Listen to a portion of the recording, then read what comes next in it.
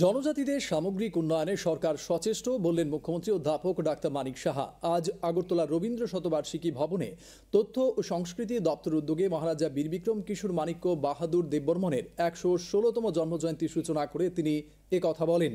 তিনি আরও বলেন, প্রধানমন্ত্রী নরেন্দ্র মোদীর নেতৃত্বে জনজাতিদের উন্নয়নে বহুমুখী প্রকল্প নিয়েছে সরকার। এই অনুষ্ঠানে এবছরের মহারাজা বীরবিক্রম স্মৃতি পুরস্কার প্রদান করা হয় বিধায়ক রামপদ জমাতিয়াকে।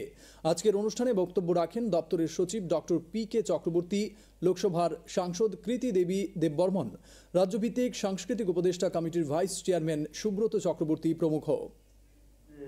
উন্নতির লক্ষ্যে প্রিমিটিভ গ্রুপ যারা আছে ইয়াংদের জন্য সেই কারণে প্রধানমন্ত্রী যে একটা স্কিম রেখেছে।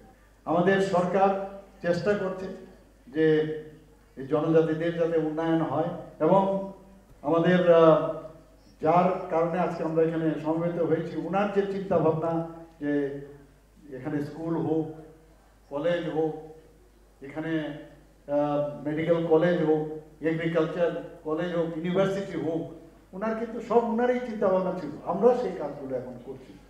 আজকে যাতায়াতের বিষয় হোক, আপনার ত্রিপুরাতে ওনার কারণে কিন্তু প্রথম ব্যাংক এখানে স্থাপন হয়। জুম চাষি যারা ছিল তাদেরকে উনি বলেছেন যে হাল চাষ করো, জুম চাষ করো না, উনি বলেছেন।